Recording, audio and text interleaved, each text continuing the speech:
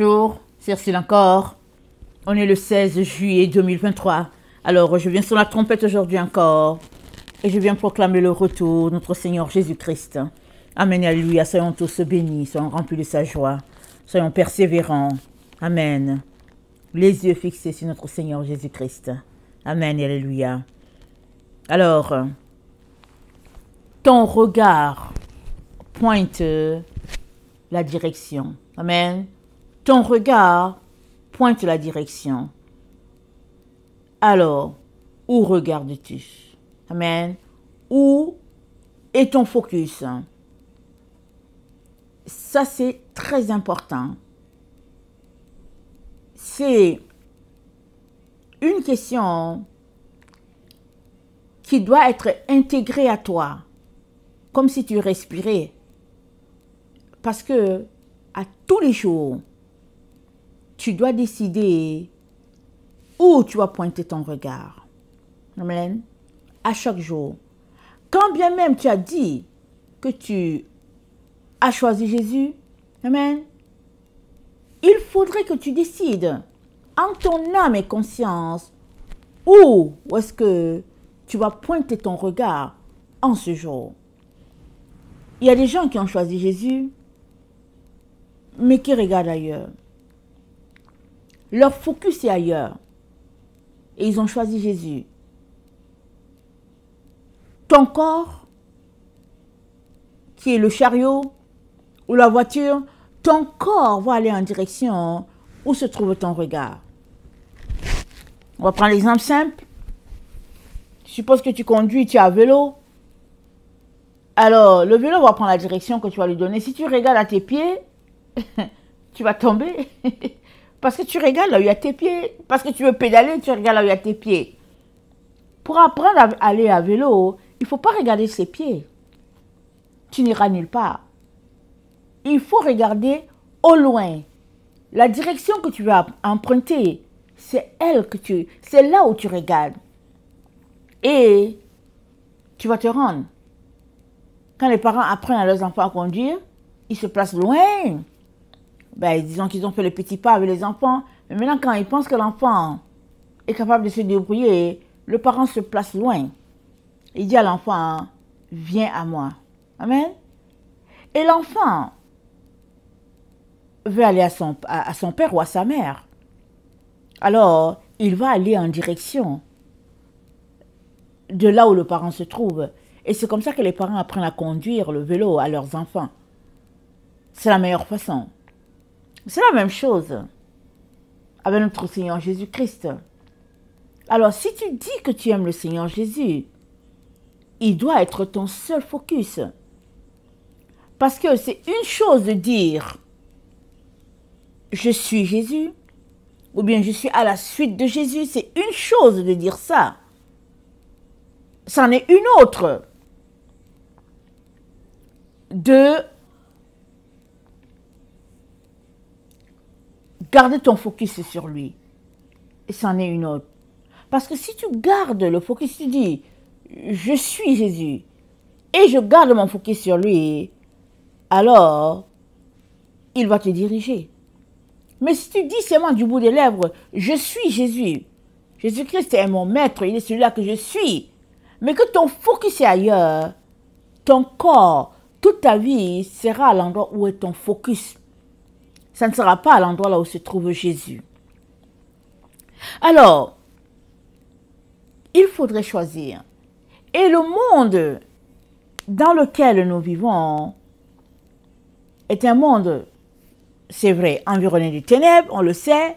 La Bible dit les ténèbres couvrent la terre, mais la gloire de Dieu se relève sur Israël. Alors, les ténèbres couvrent notre terre.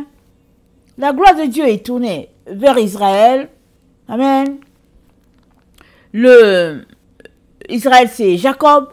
Et Jacob a choisi, et Dieu a choisi Jacob pour nous conduire dans la lumière. Mais aussi, le monde dans lequel nous vivons est un monde d'activités. Amen. C'est rempli d'activités. Que les activités soient des activités de ténèbres ou bien de lumière, c'est rempli d'activités. Alors, il y a un conflit constant dans les différentes activités. Parce que c'est Dieu qui l'a établi comme ça. Il a dit, j'ai mis devant toi le bien et le mal. Choisis le bien. Donc, il y a le bien et il y a le mal. À toi de choisir le bien. Il y a le noir, il y a le blanc. À toi de choisir le blanc. Il y a le cosmos, il y a le chaos. À toi de travailler pour que tu puisses te retrouver à être un avec le cosmos. Il y a la mort, il y a la vie. À toi de choisir la vie pour pouvoir passer ton éternité avec Dieu. Donc, c'est un monde d'activités où tu es appelé à choisir. C'est ça, passer la journée. Amen. Chaque jour qui passe, on choisit. C'est seulement que tu ne sais pas que tu choisis. Alors, si aujourd'hui, je ne sais pas à quelle heure on est 14 heures, voilà, presque 30 ou bien 30, je ne suis un peu à une distance, je ne vois pas très bien, mais on est autour de 14h30, disons ça comme ça. Alors, si depuis le matin que tu t'es réveillé, tu es assis devant la télévision, ça veut dire que tu as choisi la télévision. Tu n'as pas choisi Jésus. Mais si depuis que tu t'es réveillé, tu es avec ta Bible, avec ton cantique, et puis dans tes recherches, alors tu as choisi Jésus. Voilà, c'est simple. Chaque jour est une occasion pour que tu puisses choisir. Quand bien même tu dis que tu es l'enfant de Dieu, Dieu te donne de choisir à tous les jours, à chaque seconde, à chaque minute, tu choisis. Et ce que tu choisis va déterminer ta vie à la fin. Amen. Dieu va faire la somme, il va faire le résumé de toute ta vie. Amen. Et on aura le tableau de comment tu as vécu sur la terre. Alors, si tu as dit que tu avais Jésus, mais que tes activités c'était autre, ça veut dire que tu as tout simplement marché dans l'hypocrisie et le mensonge. C'est tout, c'est aussi simple que ça. Maintenant que tu connais la définition de choisir, alors il est important que tu écoutes ce que je suis en train de dire, afin que tu puisses changer les choses qui doivent être changées. Matthieu 23, le verset 24. Conducteur aveugle, qui coulait le moucheron et qui avalait le chameau. Malheur à vous, scribes et pharisiens hypocrites, parce que vous nettoyez le dehors de la coupe et du plat, et qu'au-dedans, ils sont pleins de rapines et d'intempérance. Pharisiens aveugles, nettoie premièrement l'intérieur de la coupe et du plat, afin que l'extérieur aussi devienne net. Amen. Alors, conducteur aveugle, qui coulait le moucheron et qui avalait le chameau, sommes-nous des conducteurs aveugles?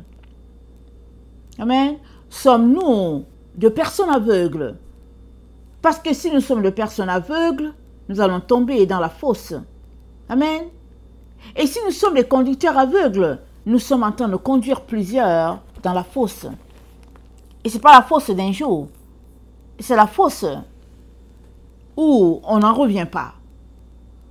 Il est donc important de s'arrêter pour savoir si tu es un aveugle ou bien si tu es quelqu'un qui voit. Amen. Et tu es aveugle? Fais-tu partie des personnes qui voient? Alors, dans Luc 11,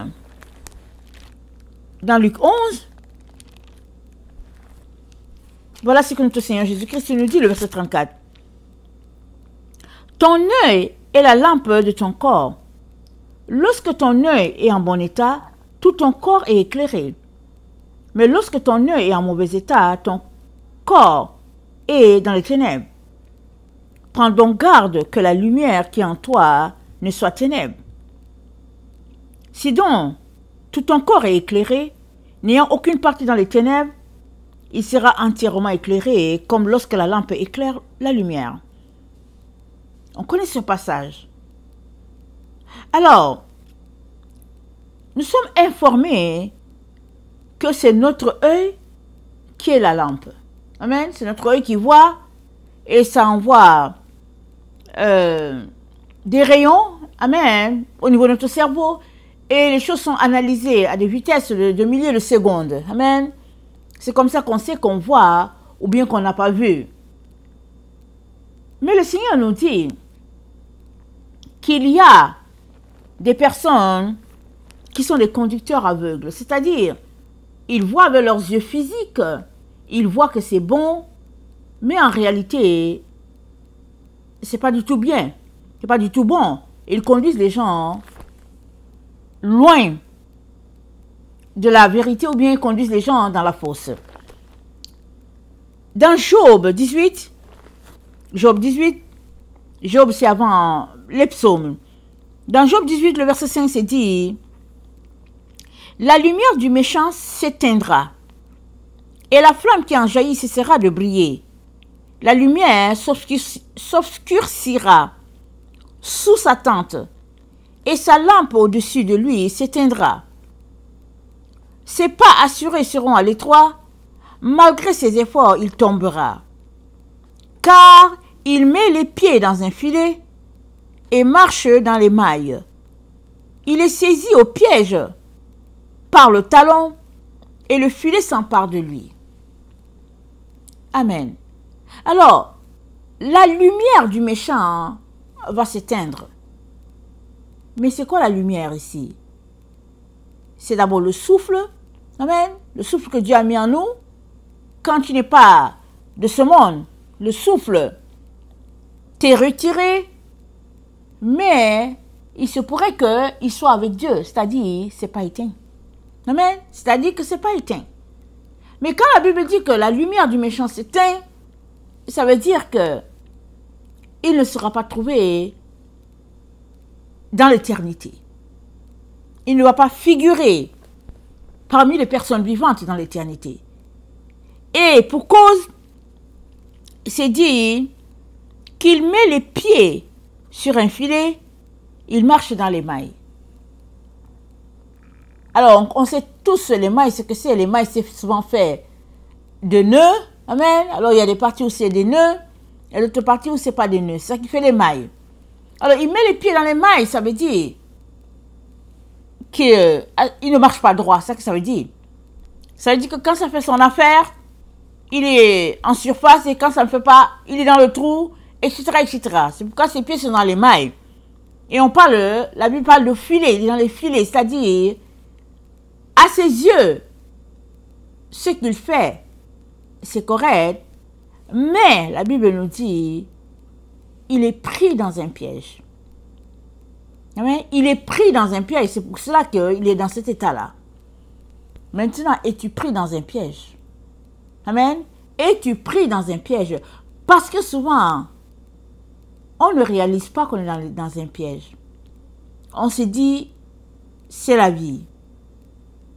Je vais un peu relaxer. Ou bien c'est la vie, j'ai un bon travail, j'ai un bon salaire, je mérite d'avoir un écran qui coûte 4000 $. Je mérite de venir m'asseoir devant la télévision, sur mon sofa, parce qu'après tout, je travaille dur, mais si je peux juste m'offrir un écran de 2000, 3000 $, pourquoi pas un écran cinéma maison, comme on dit. Et on est là-dedans. Et on se dit, quand même, après tout, on le mérite. On souffre tellement, on sort le matin à 5 heures, on revient fatigué. Et si on peut juste avoir vraiment cet engin-là, ou bien ce gadget-là, si on peut juste avoir ce gadget-là qui nous satisfasse, ce serait tout simplement bien. Et puis, ce serait parfait dans ce mur-ci, dans ce côté de la maison. Ça présente une maison moderne. Ce serait beau à cet endroit. Voilà comment les gens réfléchissent. Mais la Bible nous dit, le méchant, ses pieds sont dans un filet. Et tu pries dans un filet. Plusieurs enfants de Dieu sont pris dans les filets et ils ne le réalisent pas. Ils ne le savent pas. Amen. Ou bien s'ils le savent, ils passent l'éponge dessus pour dire, il ne faut pas exagérer. Dieu n'est pas si sévère. Il ne faudrait pas exagérer. Alors,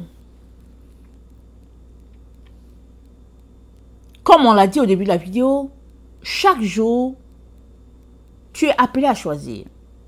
Chaque jour, chaque instant, tu choisis. Tes actions, ou bien l'ensemble de tes actions, forment les choix de ta vie, et c'est ça qui sera le résumé de ta vie sur la terre. Donc, voilà. Ta vie est faite de choix. Alors, ce que tu choisis, à la fin, fera de toi ce que tu es.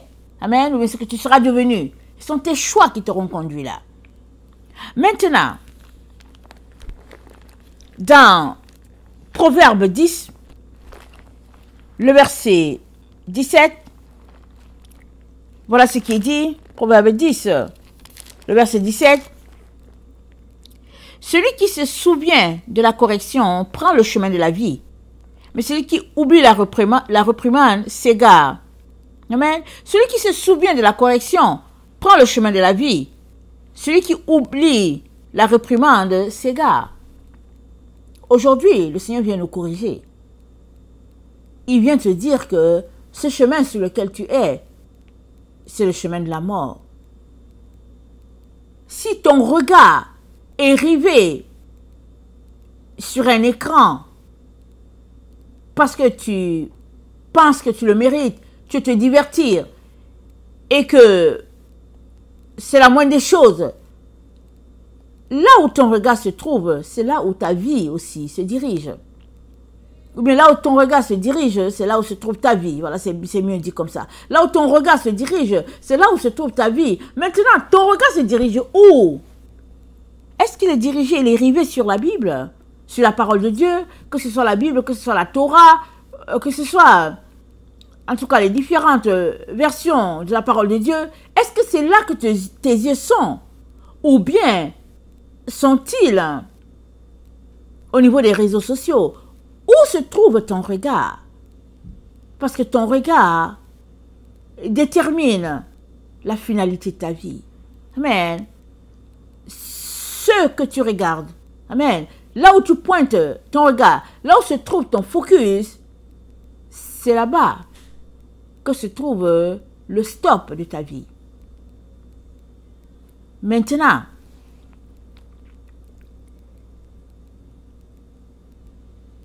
trouves-tu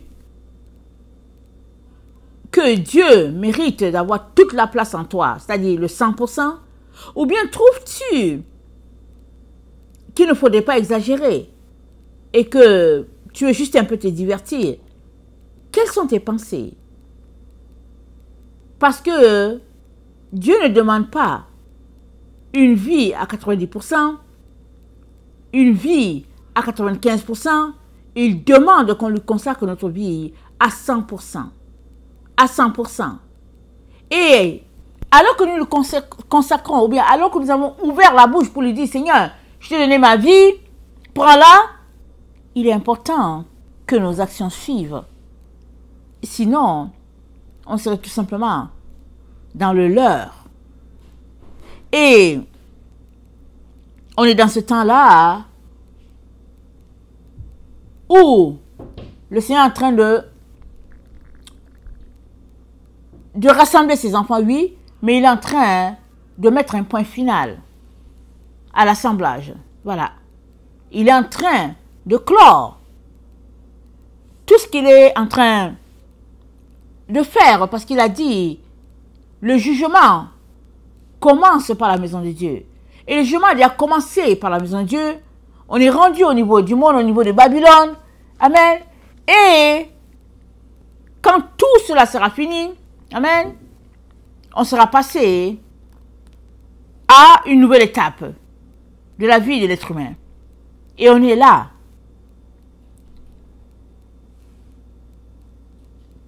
Quel est ton feedback par rapport à ce que Dieu te dit ces derniers temps? Repentance. Repentance. Change tes voies. Change ta manière de faire les choses. Où en es-tu? Parce que tu ne peux pas dire que tu es avec Dieu et que tu ne changes pas le focus. Amen. Tu ne peux pas ne pas changer ton focus. Tu ne peux pas ne pas changer la direction de ton regard. S'il y a une seule chose que tu peux faire, c'est changer la direction de ton regard. C'est changer la trajectoire de ta vision. C'est ça que tu peux faire pour pouvoir arriver à destination avec ton Dieu. Excusez.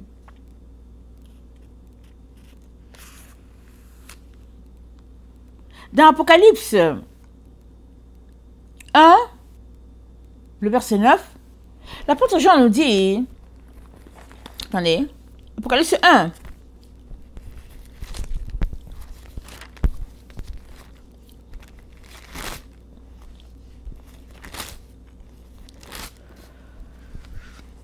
moi Jean, votre frère, et qui est part avec vous à la tribulation et au royaume de la persévérance en Jésus, j'étais dans l'île appelée Patmos, à cause de la parole de Dieu et du témoignage de Jésus. Je fus ravi en esprit au jour du Seigneur et j'entendis derrière moi une voix forte comme la voix d'une trompette qui disait, ce que tu vois, écris-le dans un livre, envoie-le aux sept églises, à Éphèse, Smyrne, Pergame, Thyatire, Sade, Philadelphie et Laodicée. Je me tournai pour connaître quelle était la voix qui me parlait. Et après m'être retourné, je vis 7 chandeliers d'or. Au milieu de 7 chandeliers, quelqu'un qui ressemblait à un fils d'homme, vêtu d'une longue robe et une ceinture d'or sur la poitrine. Sa tête et ses cheveux étaient blancs comme la laine blanche, comme la neige, et ses yeux étaient comme une flamme de feu. Ses pieds étaient semblables à de l'airain ardent, comme s'il eût été embrasé dans une fournaise, et sa voix était comme la voix de grandes eaux. Il avait dans sa main droite 7 étoiles, et dans sa bouche sortait, ou bien de sa bouche sortait une épée aiguë à deux tranchants, et son visage était comme le soleil lorsqu'il brille dans sa force. Quand je le vis, je tombai à ses pieds, comme mort. Il posa sur ma main droite. Il posa sur moi sa main droite en disant, ne crains point, je suis le premier, je suis le dernier, et le vivant. J'étais mort et voici, je suis vivant au siècle des siècles.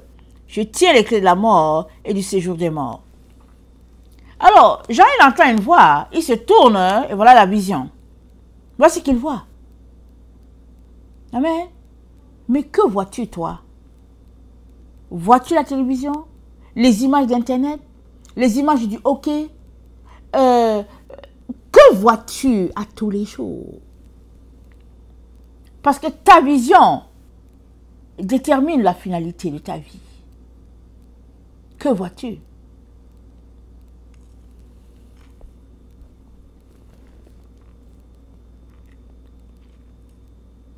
Jean voit, il se tourne, il voit le chandelier.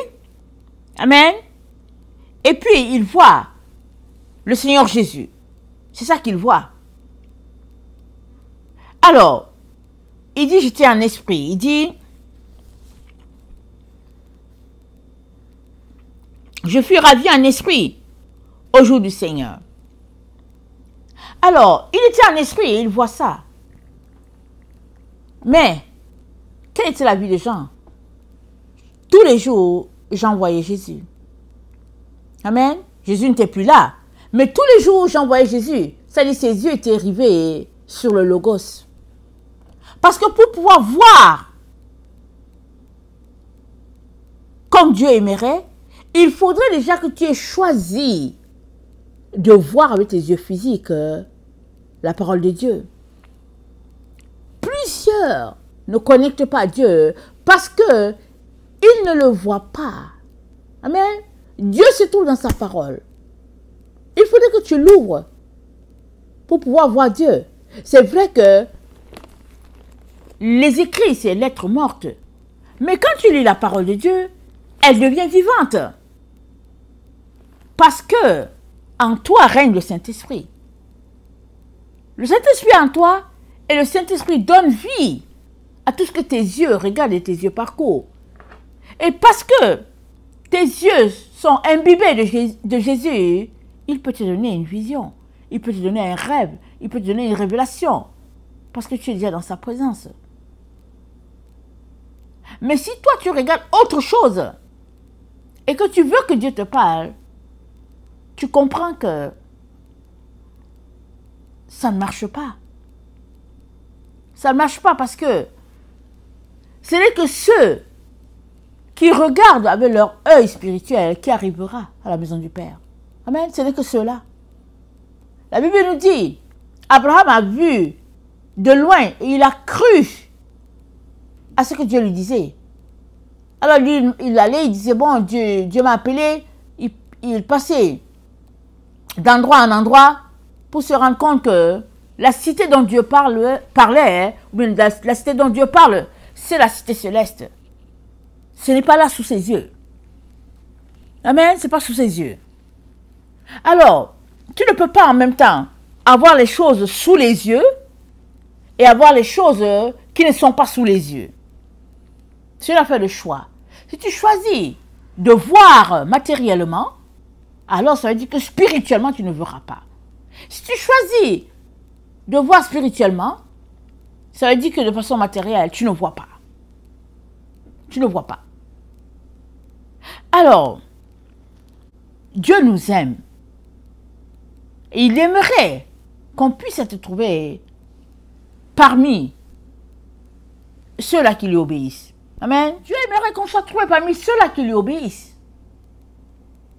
Pour cela, on a besoin de changer les choses qui doivent être changées au plus tôt.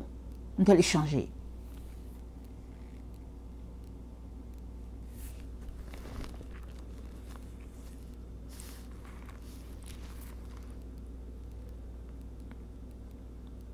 Dans Job 11,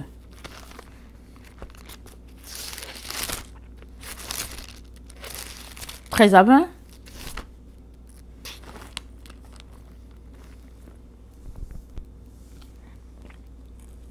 Job 11, 13 à 20. Pour toi, dirige ton cœur vers Dieu, étends vers lui tes mains, éloigne-toi de l'iniquité, et ne laisse pas habiter l'injustice sous ta tente. Alors tu lèveras ton front sans tache, tu seras ferme et sans crainte, tu oublieras tes souffrances, tu t'en souviendras comme des eaux écoulées. Tes jours auront plus d'éclat que le soleil à son midi. Tes ténèbres seront comme la lumière du matin. Tu seras plein de confiance. Et ton attente ne sera plus vaine. Tu regarderas autour de toi et tu reposeras en sécurité. Tu te coucheras sans que personne ne te trouble et plusieurs caresseront ton visage. Mais les yeux des méchants seront consumés. Pour eux, point de refuge. La mort, voilà leur espérance. Pas de refuge pour le méchant. Le méchant, c'est celui qui ne marche pas selon les conseils de Dieu. Le méchant, c'est celui qui marche selon sa propre voie.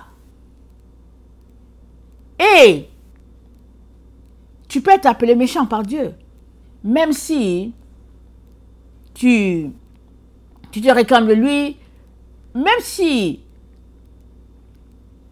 tu as cette intimité, tu peux être appelé méchant. Pourquoi? Parce que tu te seras égaré.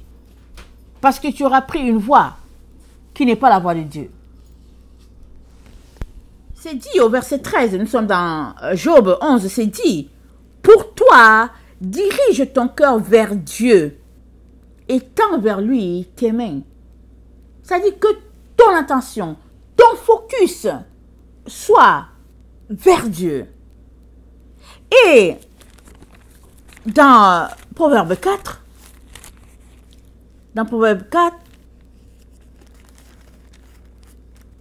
c'est dit,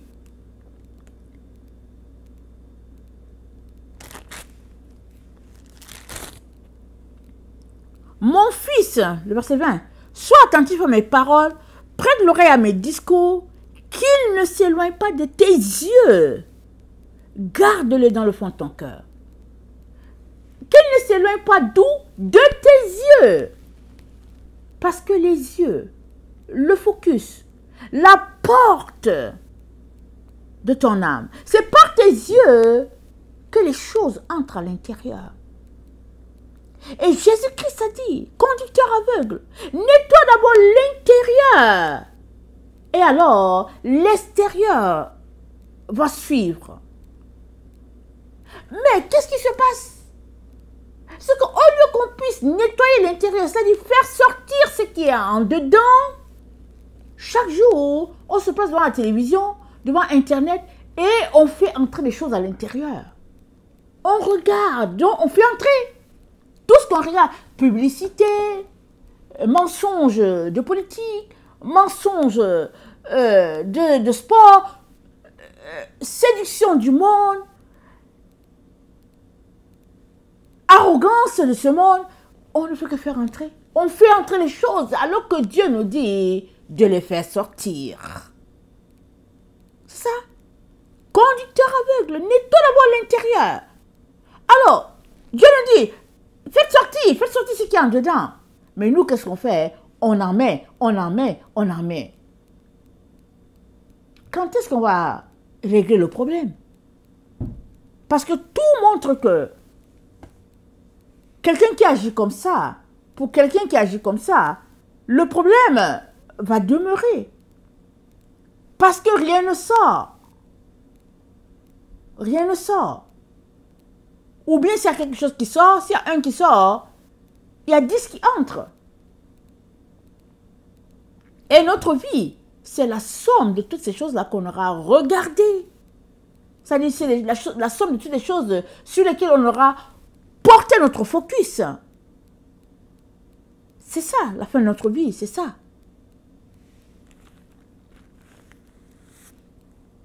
Verset 25, je suis dans Proverbe 4.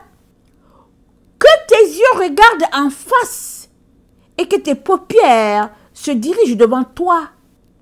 Considère le chemin par où tu passes. Et que toutes tes voies soient bien réglées. Pas une voie, pas deux. Toutes tes voies soient réglo. Toutes tes voies. Et c'est dit que tes yeux regardent en face. C'est-à-dire que tes yeux soient droits. Et droit, c'est que ton focus soit sur Dieu. Il dit, sois attentif à mes paroles.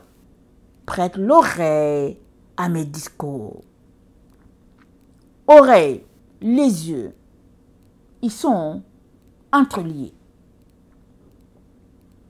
Ce que tu entends, c'est vers là que tu vas diriger ton regard ou pas. C'est-à-dire, lui et puis la vision vont de pair. Et Dieu nous demande de sortir de tout ce qui nous garde esclaves.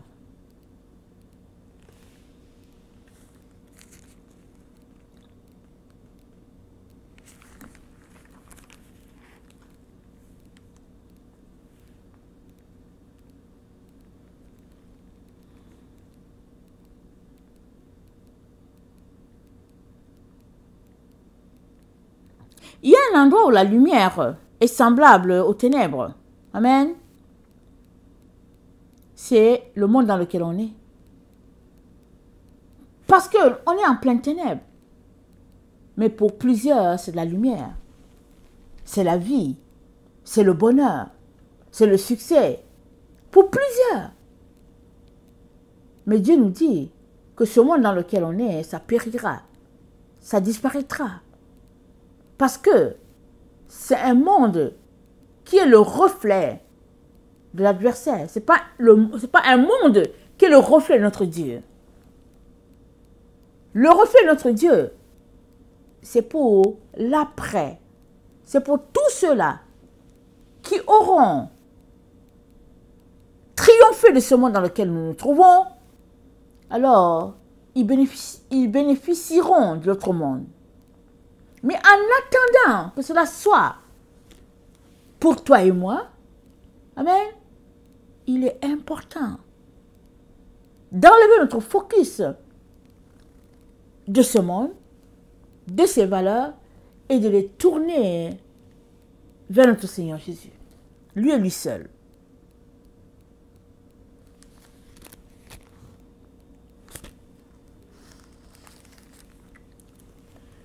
Le proverbe 12, le verset 21-22 nous dit, Dieu met à découvert ce qui est caché dans les ténèbres. Il produit à la lumière l'ombre de la mort.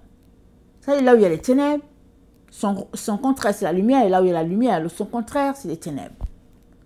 Donc, Dieu va tout exposer. Il dit qu'il n'y a rien de caché qui ne sera découvert. Tout sera exposé, tôt ou tard. Amen. Tôt ou tard, tout sera exposé. Et Dieu te dit, donne-moi ta vie. Donne-moi ta vie. Et je vais effacer tes transgressions.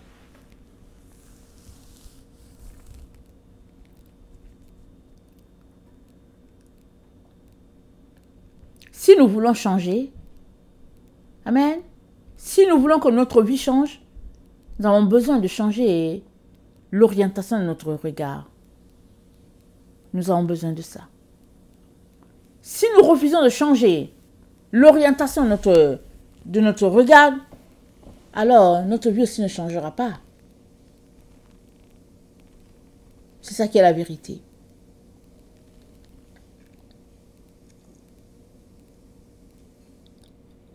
Que le Seigneur bénisse sa parole. Et que nous puissions prendre au sérieux ce qu'il est en train de nous dire. Que son nom soit béni dans nos différentes vies. Maranatha, Jésus revient. Amen, alléluia. Amen.